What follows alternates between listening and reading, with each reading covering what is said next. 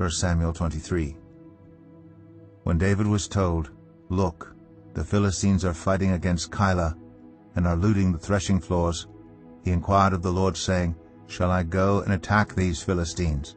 The Lord answered him, "Go, attack the Philistines, and save Keilah." But David's men said to him, "Here in Judah we are afraid. How much more then if we go to Keilah against the Philistine forces?" Once again David inquired of the Lord, and the Lord answered him, "Go down to Keilah, for I am going to give the Philistines into your hand." So David and his men went to Keilah, fought the Philistines, and carried off their livestock. He inflicted heavy losses on the Philistines, and saved the people of Keilah. Now Abiathar, son of Ahimelech, had brought the ephod down with him when he fled to David at Keilah. Saul was told that David had gone to Keilah, and he said, "God has delivered him into my hands, for David has imprisoned himself by entering a town with gates and bars." And Saul called up all his forces for battle, to go down to Keilah to besiege David and his men. When David learned that Saul was plotting against him, he said to Abiathar the priest, "Bring the ephod." David said, "Lord God of Israel, your servant has heard definitely that Saul plans to come to Keilah and destroy the town on account of me.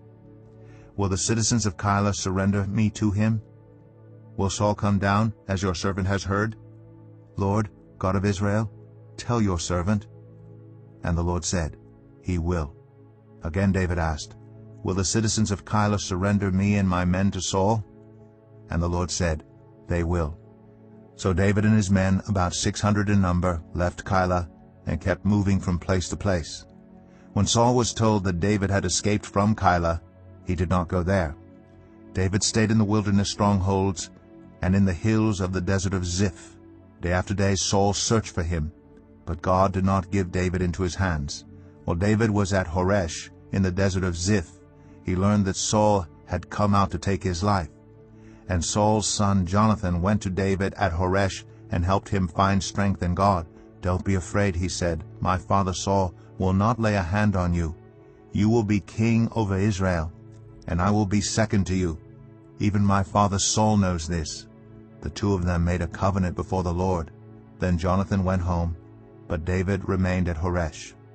The Ziphites went up to Saul at Gibeah and said, "Is not David hiding among us in the strongholds at Horesh, on the hill of Hachilah, south of Jeshimon? Now your majesty, come down whenever it pleases you to do so, and we will be responsible for giving him into your hands." Saul replied, "The Lord bless you for your concern for me.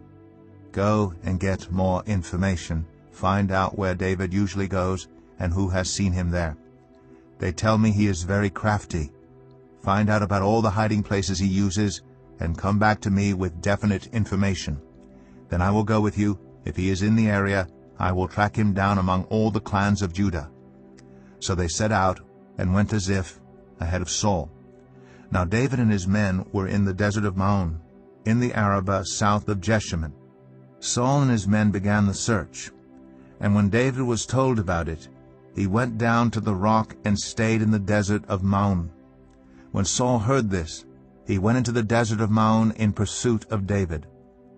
Saul was going along one side of the mountain, and David and his men were on the other side, hurrying to get away from Saul. As Saul and his forces were closing in on David and his men to capture them, a messenger came to Saul saying, "Come quickly, the Philistines are raiding the land." Then Saul broke off his pursuit of David and went to meet the Philistines. That is why they call this place Selah Hamalekath.